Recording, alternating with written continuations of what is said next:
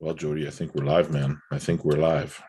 All right. What's up, everybody? Welcome to the show. Before we start, as always, be sure to hit the like button and subscribe. Of course. And also subscribe to Jody's channel, which there is a link in the video description, or there will be momentarily as soon as I update the description, because I have to redo descriptions when we go live here every single time. So give me a minute. Bear with me, folks. It will be up in a sec.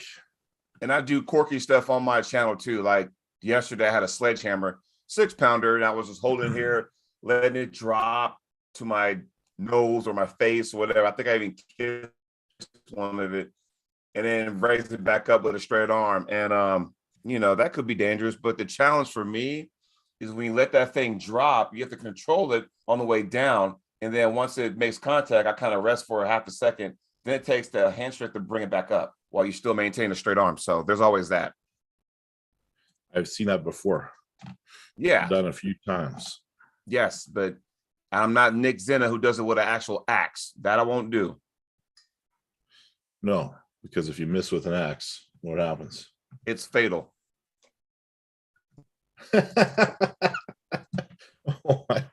Why would anyone want to take the chance anyway? Right. Well, we got some topics prepared, but where do we want to kick it off? The live chat is hopping already. Nice. Let's talk about, did we talk about the Corey West match? I think we're leaving off with that one last week. We did. So let's acknowledge the chat. For Dustin, Spur Merritt's in the chat. Warren Kernot. Oh, good morning, everybody. Yeah, we got people are piling in. So, and when I say piling in, they're coming in at a very moderate pace, but we'll take it. So we're talking Corey West versus Krasimir. That's the one we're talking about. Yes. Now, what is the date on that match? I'm not sure. Oh, no. It's Louisiana State, April 23rd. April 23rd. Yes. So that's right. So that's that big giant weekend of arm wrestling where Michigan, Louisiana, and Arizona will be off the charts that day. So when is Monster Michael Todd's event where he's pulling that that other guy? Who, Topi? No. Well, yeah, Topi, first of all. I think that's either March 12th or March 19th. I think it's March 12th, though. Okay. So that's coming up. He's got that other dude, that bodybuilder looking guy. I don't really know who he is. And that came out of the clear blue. And I was like going, where does this come from? And I was like, and okay, the guy looks nice. He looks put together and everything. But I'm thinking, what's his history with arm wrestling? I mean, is he a legit guy? I've never heard of him. So yeah, well, he looks impressive. So we got that match happening. So Michael's got two, and then me, and then Corey has Krasimir, and then we will connect in May in Texas. So I think it's a very interesting match. I think every one of them goes in a hook. We will find out where Corey is at. It's a left-handed match too, if I'm not mistaken. Yeah. Here are my thoughts. Yeah. And this is coming off the heels of when Derek beat Tim Bresnan. And I was like, okay. And like I said before, I've said on my show, I actually got on Michael Todd's show the next day and was talking about that. After the match, Corey and I were talking back and forth, texting back and forth, and I thought, Derek should, challenge Corey. I thought that match should happen. I still think it does. But, that created a bunch of fiasco, and that turned into a circus. And all of a sudden it's like, okay, fine. To the point where Michael's like, look, how about this, Derek? Pull Corey. You can pull at him at my Monster Factory pay-per-view event. If you beat him, I'm all yours. I will put myself on a platter for you. To be the number one guy in the country. But Derek's like, I want to be the number one guy in the world. Totally get that. So Corey was a little bit upset. Totally get that. But now with Krasimir on the horizon, Don't even worry about Derek anymore. Doesn't even matter. Let Derek focus on Dave Chafee, because now you have a bigger, obstacle in Krasimir. And I'm telling you right now, if I'm Corey, I'd go back to when was it 406 when Dave Chafee pulled Krasimir? I go back to, and now and Krasimir was a skinny version then, but I go back to that match to see what you can come up with. I'd watch Krasimir when he pulled Alex Kradeka in that little top 8 wild card round. I'd go watch that, and I would really focus on what he does. I mean, we all know he's going inside, but really focus on the goal, because I don't think Corey's a real quick hitter. He did get Todd Hutchins on match 1, but after that, Todd placed himself in position to where, okay, if you hit, I'm gonna stop you right here. So I think Corey needs to really, watch some footage on Krasi. Well, the issue is I don't think Corey is going to be able to top roll him at all. So I wouldn't try to. I think it's going inside, and we'll see who has more power. Well, I think it comes down to either if Krasimir forces Corey into a hook rather than Corey, okay, I'll go into a hook. I don't know. There's 2 ways you can look at that. If Corey's like, yeah, let's go into a hook, and then he can't, that's one thing. Where if he tries to top roll, but Krasi forces him to a hook, that's a whole new ball game. But I don't think, I think Corey wants to go inside. That's my honest opinion. Yeah. And even if we had the previous version of Alex Kradeka on the right arm, pulling Krasi wide open and Krasi staying with him until he bled him out in an extended position, I mean, right, that was impressive. Do we know how much Krasi weighs right now? We don't. Okay. I don't. Now, Arm Wrestling News, Pradeep is in the chat. He said March 26th, Leonidas Arcona in Germany. That's the guy's name. And I watched your video, Pradeep. Thanks for confidence. He doesn't think Michael Todd has a very good chance of winning his 2 out of his 3 left-handed super matches coming up. He thinks that Michael has a good chance of winning against Leonidas. Honest question, because it involves you, because you have a connection to this. Do you think now that after, because we haven't seen Michael take 2 losses before in consecutive, matches, whereas, okay, and it seemed like some of his confidence kind of wore down on the right side. Now he's stock loading these left-hand matches. Do you think now is like, you know what? I'm going to let my right hand, his go-to, his money hand, I'm going to take it a rest for a while. I'm going to see what this left can do for a little bit. Because right now, I think it's a little cloudy up there still, I think. And I still think he got some things to iron out. Maybe he just needs to take a break from the right for a while and just, he's just stock loading matches with Topi and this new guy and you and whoever's down the pike, Do you think that might be the reason why he's doing that?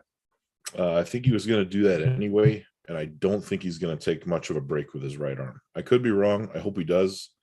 I think he probably needs a little bit of break.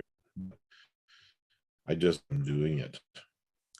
Do you think when he did his cross-country thing and, the motorhome thing and him and Rebecca going there and he's offering his right to anybody for X amount of hours and connection.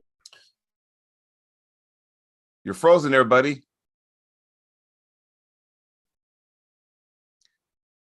Ladies and gentlemen, Ryan Espy is frozen. So I'm going to go ahead until he gets that fixed. I'm going to go ahead and take the lead on this. So the question is, do we think Michael Todd has worn himself out to where, and like I said, we know Devin has been going place to place to place all over the continent, and in the world, nothing but arm wrestling, right? So, I'm wondering, did that kind of weigh in? And I see Ryan's off right now, so I'm going to go ahead and take the lead on this bad boy. So, is he getting back? Hey, Ryan, I was trying to take over as you got technical difficulties. I was trying to wing this thing. I'm happy you did, man. I'm happy you did, because that would have been a hell of a way to go out this short into the podcast. But where did you get to? I was telling everybody out there that, do you think when Michael Todd was doing his cross-country trips and he was offering his right arm to everybody and anybody, do you think that had, wear and tear on him, Not necessarily. I think he's probably got to change up the training a little bit. He has put his arm through a lot of wear and tear over the years, and his style does not allow him to, change it up a bit. My observation of Michael is there seems to be a loose spot. So in between the starting position and the King's move, there seems to be a power reduction in there. Mm-hmm. So once he gets to here, like, it's easier for guys to get him opened up a little bit. I think he needs to fix that somehow and put the brakes on a little bit earlier. Now, Michael always maintained that he also needs to have good hand control when he does his King's move. Gennady kind of took that away from him a little bit. So I think, and some people even said, and actually a lot of people kept saying, Michael got away from doing what he normally does best. He kind of got away from that. And I don't know, straight King's move to open hand top roll, there's a variance. Yeah. And a lot of people are saying, and if you listen to Marcel Barbosa's live chat yesterday, he even said himself that he thought Michael kind of got away from what made him what he is. Like, you're dominant. If you're going to be in this sport, for a long period of time, you're going to have people that pick at you. You're going to have naysayers. That's just the way it is. We live in a society where we have naysayers. And, Michael that I know was always the guy, I don't give a fuck what anybody thinks. I'm going to do what I have to do to get the win. I don't care how ugly it looks. And I'm sure he's heard that for years, but it almost seems like he kind of got away from that to a certain degree. I agree. Southeast Smashers send us a super chat, $5. Keep smashing, guys, and hit that like button. Nice. Yes. Like button, smash it. Now, we were also going to visit here, unless you want to deeper into it. I think that was going to come down to raw power. You were kind of freezing up again. So I think you were saying this match might come down to raw power. Yes? Yeah, that's what I'm saying. What's the weather like over there in Manitoba? It's funny, man. Like, we had -50 in the last week, and then we got it's melty a little bit today. So something's going on outside where it's kind of messing with the internet connection. Can you hear me okay now? Yeah, it's just you'll freeze up every time. You'll sound like an Android. Yeah. Well, let's go on quickly then. We got some topics here. We were going to talk about you wanted to touch on the IFA versus WAF.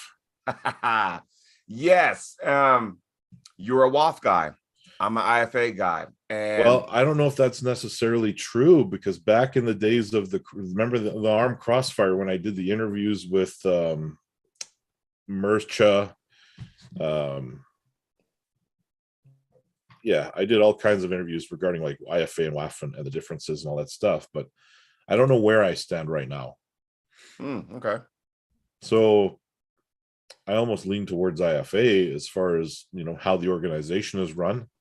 I do think it's going to be a while before the big names in the East start attending the IFA. Gotcha. Well, I want to talk about that, but this quick segue I'm about to talk about with you will bleed into the IFA WAF thing. So let's talk about, if I'm not mistaken, there's WAF 1998. I think it's split, right? Correct. And you were part of that split because you had WAF. Yeah.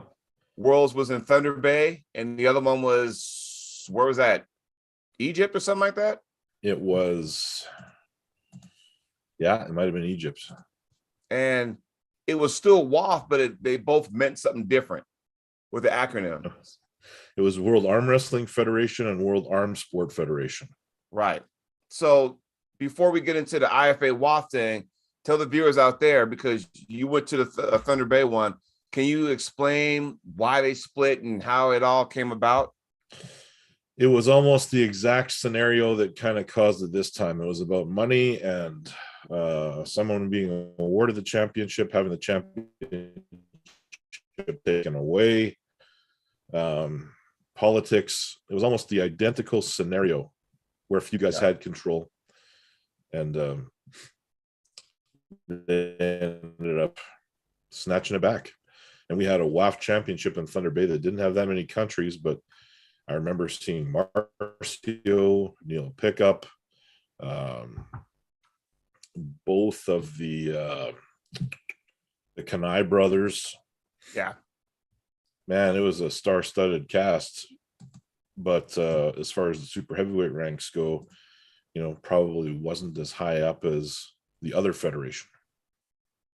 Well, from my knowledge, as far as what we're dealing with now, it seemed like the IFA would benefit more of the ladies because you're going to have the Swedish contingent in the IFA. So we all know from a women's arm wrestling standpoint, the factory of all factories are the ladies from Sweden.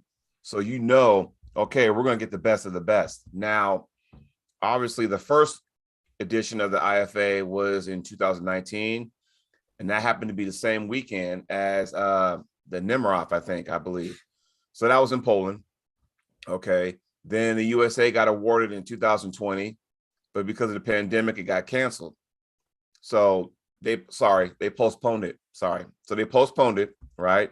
Then it got pushed to the following year, which is 2021. Well, I attended that one. Now, is it the worlds I thought it would be? No, I'll be the first to admit that. But we did have, besides USA and Canada, we had Lithuania, we had Costa Rica, Mexico, Brazil, Taiwan, list goes on and on. We had those countries there.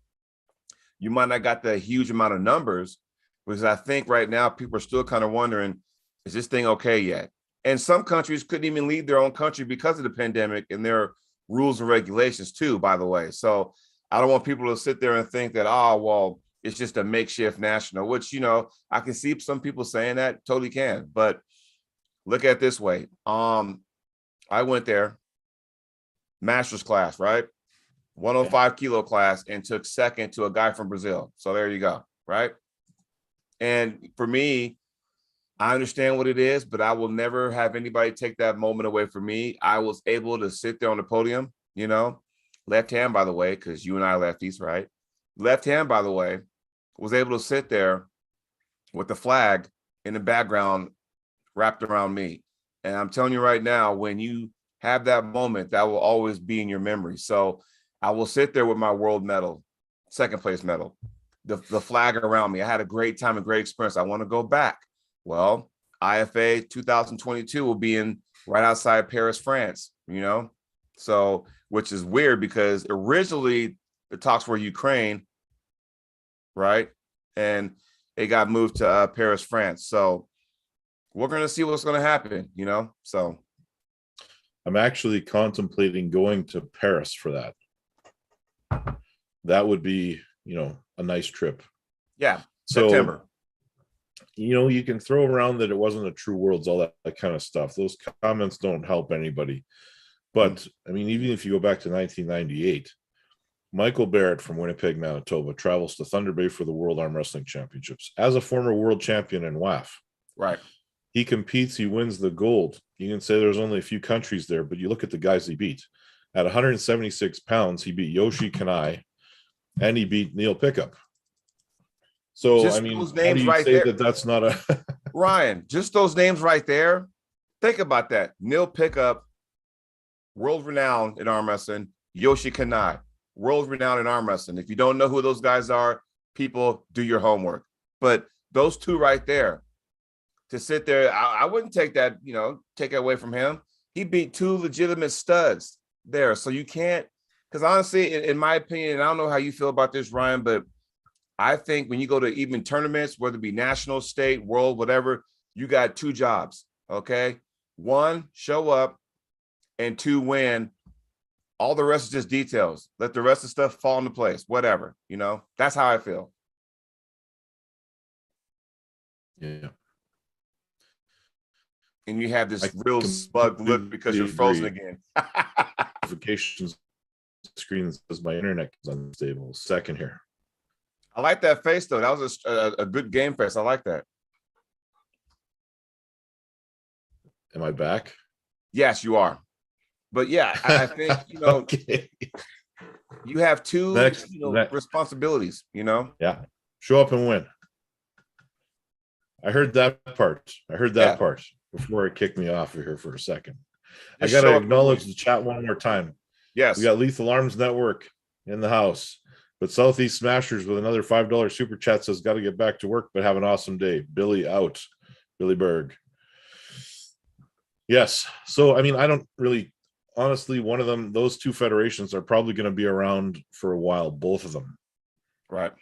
There are too deep of roots in WAF as it is today to say it's going to fail at some point.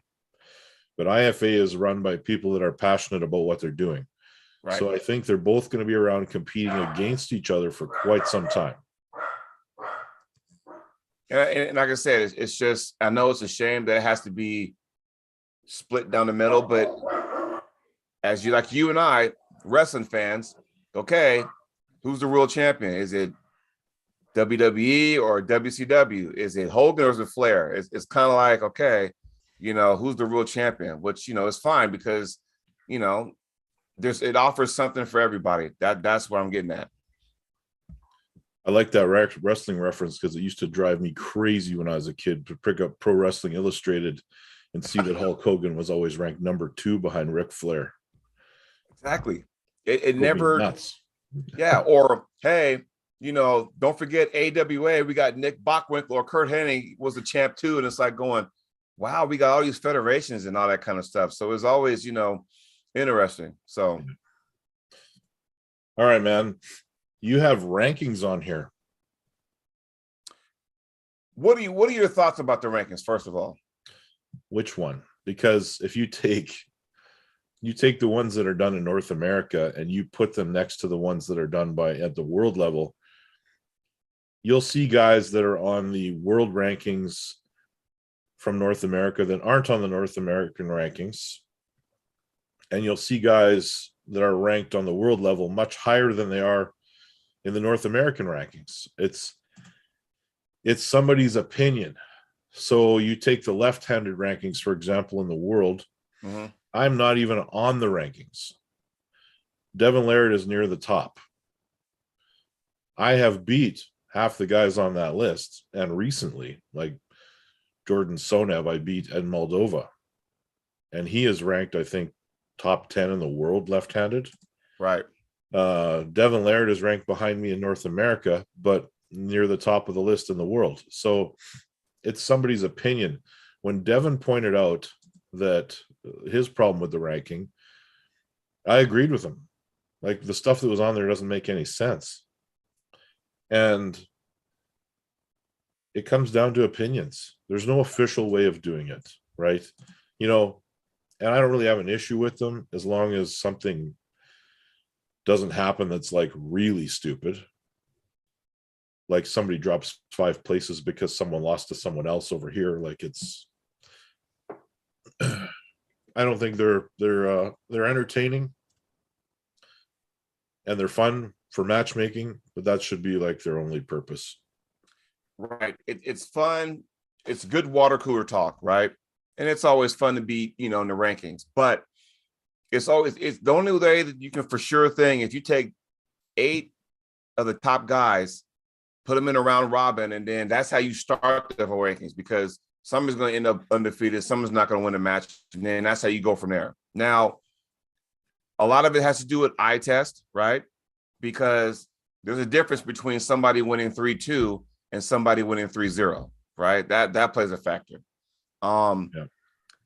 A tournament, you know, we have Oregon rankings here, you know, here in Oregon, and the guy that was ranked second in the super heavies right-handed took a loss in the tournament to one of the guys who was ranked 5th. And he was like, well, how come I'm still in that area where I beat the number 2 guy and I'm on a committee? And I said, because that number 2 guy that you beat still won the tournament and you took 4th. So yeah, tournaments do play a lot. But also another thing, and I don't know how you feel, sometimes with these rankings, the guys are forced to go to every single tournament to keep that area. Does that make sense? To keep their spot? Well, I mean, inactivity should eliminate you at some point. Yeah. I mean, the what the hell they go? The in the hook rankings. I think the rule is if you don't compete in 2 years, then you kind of fall off of them. But it doesn't matter where you compete or who you compete against. Like I'll use myself for an example. Chance Shaw removed me from the rankings because I was inactive, but then I give him a heads up that I had competed at a tournament in Alberta a couple of weeks earlier, and he said, "Okay, we'll put you back on there." Well, it's strange. You just need to do something. So Jerry Cataret, by all rights, I think he's off of there now. Yeah, and I'm glad you brought that up because I want to speak on that now. And this is aside from the Jerry Chance rift they got going on the last month and a half, 2 months now. But technically, Chance is correct. Jerry, you haven't been active since Wall 506, right? Against Michael Todd, the hammer match. But I know for a fact, in those top 10, Jerry is well in the rights of being there. But he hasn't pulled. So I kind of see both ends of the spectrum. Because you and I know if Jerry were to compete right-handed against some of the top 10 guys, he beat probably half of them. You're frozen again. Well, I'm not sure if that's Jody or me this time. I'm still moving around, folks. Ryan's still, frozen, but you can still hear me though, right, Ryan? It's me. Here we go again. All right. What I was saying was that in the top 10 in the hook, even though Jerry's not active, he's not in there. Can you hear me now? Yes. I still think that Jerry can probably beat half the guys, I agree. Me too. I think Jerry can beat half the guys too, but if he's not doing anything, how do you make the case for him being in the rankings? Exactly. That's where I kind of lean toward the, Chan Shaw thing, because he sat there and, and I think him and some other people on the committee, right? Cool. Yeah. I get it, Yeah. My issue was with Chance when he took me off the rankings was, well, I had competed. He just didn't know about it. And apparently I was supposed to tell him.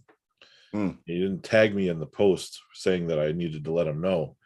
He only tagged me when he was taking me off of there. My other issue was I was supposed to have a match with him in a couple of weeks, and he backed out of the match.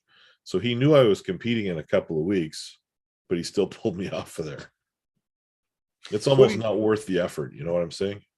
What do you think about that? Because, with Jerry and, Chance not taking the match, and then it's like, and Jerry's probably going, what the fuck, Chance? I mean, your chance was to pull me in country, but yet you rather go to the East-West and lose 3-0, and that's probably Jerry's point of view. Now, Chance, I didn't know he backed out of a match between you and him. I didn't know that, Oh yeah, there was supposed to be that 4-way between it was me and Chance, Derek, and Kurdecha, and it ended up being just me and Kurdecha. Yeah, that was at Armwrestling, correct?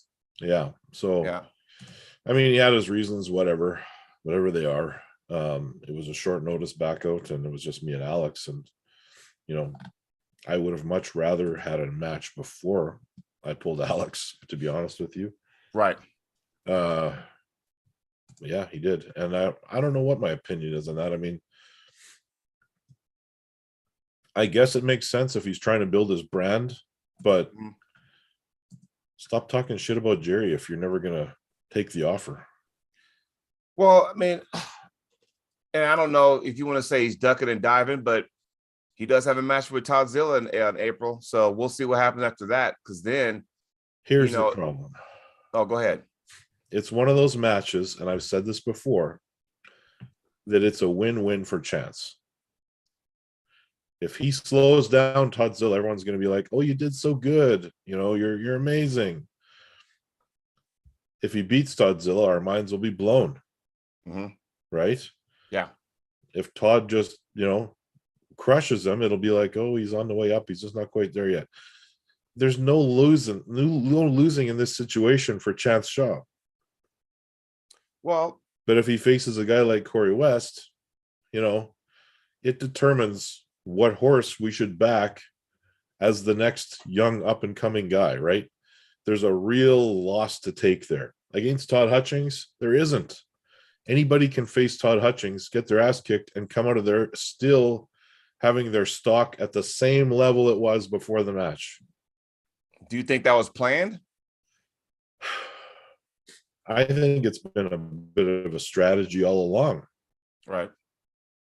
I think it was the same thing with John Berzink. If you lose, well, you lost to the greatest arm wrestler to ever do it. If you win, holy shit, you'll beat John Berzink. But let's be real, because even Jerry pointed this out on the thread. He said, okay, if Chance loses to Todd, that means Chance is 0-3 in Supermatch, his last 3 Supermatches. Because he lost to John. Is that all? Was there more than that? He's spread himself out to where was it October he pulled John or something? Is August or something like that? He pulled Berzink, lost 3-1, went to East West, lost 3-0. If he loses to Todzilla, he loses there, then he's lost his last 3 super matches, you know? And I'm not throwing shade, I'm just stating facts. Who did he pull before that? Before what? Before John Berzink, who did he pull? I was at the 4-way. What got him on there. I was at the Oklahoma where he had Jordan Seal, Don Underwood, and Mike Aiello. He won that one. I was actually in person for that one. So he's not on a losing streak that's really that bad. He's taken some losses, but he's also beat some guys. Mm-hmm. All right, I can. And sometimes, you know, people can. I think. Hey, sometimes you can bite off more than you can chew, right? Because I'll say right now, come June 11th, and I got Robbie Topi, and at the time, you know, I heard Robbie Topi was coming down to 235, and now I hear he's 270 because he's pulling Michael Todd, and Ryan's frozen again. So I'm gonna go ahead and take over this show right quick. So Robbie Topi's pulling Michael Todd at the Monster Factory on March 12th, you know, left-handed. Then in April on the 23rd, Arizona State Championships, Robbie Topi is pulling Paul Passmore. That's also left-handed. Sorry, Ryan, I took over again when you had that snafu. This is getting frustrating for me. I got you, man. I got your back. When you freeze up, I just, you know, take the reins, you know, hey, and try to keep this thing rolling. So what I appreciate that because yes, well, as podcast host, that's what we got to do. It keeps rolling.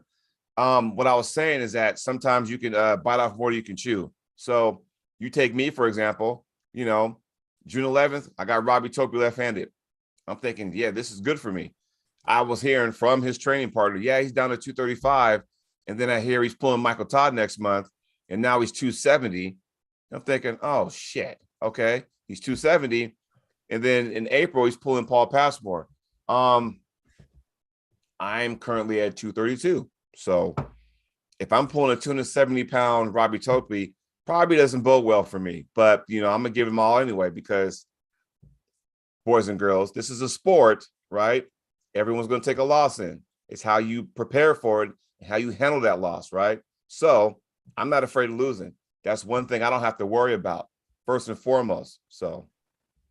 But the difference being, it doesn't seem to be your strategy to take these matches that are like win-win situations, no matter what happens in the match. Correct. So I know what Chance is doing. He's putting all of his stock in becoming a professional arm wrestler, and that's his living. Mm-hmm. So do what you got to do. But at some point, things got to change a little bit. Well, are we in this sport to challenge yourself? Some of us are. I mean, seriously, Robbie Topi is a huge obstacle and a huge challenge for me, you know. And besides, it's our tournament where we do our benefit every year. So I would say, oh, and Robbie's good. He's a good, awesome person when it comes to benefit stuff. But yeah, still, it's a challenge for me, you know. Yeah, I may well get my ass annihilated 3-0. I'll be okay with that. But I want to challenge myself and say, okay, I need to come in best prepared as I can, you know, and I plan on doing that. But in this sport, yeah, you're going to take a loss here and there. It happens to everybody if you pull long enough.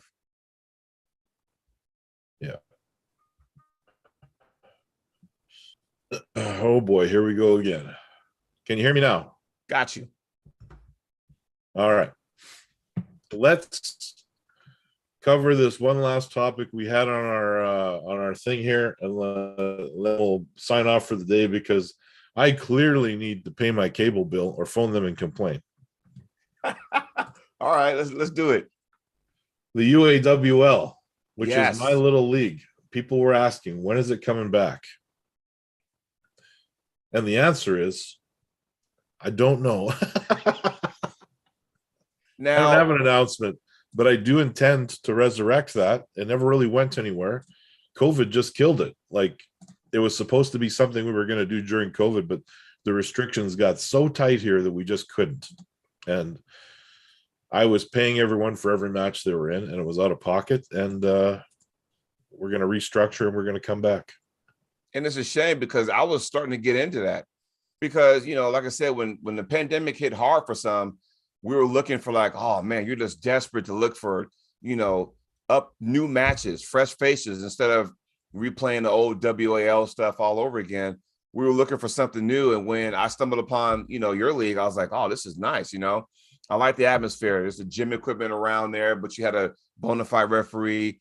You had some of the ladies go out getting after it. That was cool. Some of the younger guys I'm not familiar with, but I was interested into it. And all of a sudden it just came to an end because the rules and regulations start to tighten their belts against you guys. Yeah, it got real tight. And if nothing else, we'll run it all summer. But for sure, by the time the snow is off the ground here, we'll do something. Or maybe even, I think, isn't TAL coming back too? I don't know what Jeff's plans are for TAL. I don't think so. But you never know. I missed that too. He had planned the largest event in arm wrestling history, but it never came to be because of the pandemic. I was on that card. Yeah. That was going to be a 2-day event, I think, wasn't it? Yeah, it had to be a 2-day event. And I think there were some marquee matches on there. Like every arm wrestler in the world was almost on there. Yeah. That was going to be monumental. That was going to put a lot of people on the map if they weren't on the map already. And, you know, it was awesome. But at the same time, you kind of bummed out it didn't happen. But, you know, hey, but TAL2 didn't disappoint either. So, no. Hey, we got anything coming up this weekend? Let's see here. I think next weekend is when things start to, you know, kick in high gear again. So, okay. Then we will tune in then, but we'll be back next Monday and we'll have some topics prepared once again. Yes, ladies and gentlemen, thanks for chiming in. All right. Hopefully my stuff gets worked out by next week. We'll get that bill paid and I'll stop cutting me off. Keep that snow melting. Keep that snow melting out there. All right, buddy. All right, buddy. Thanks.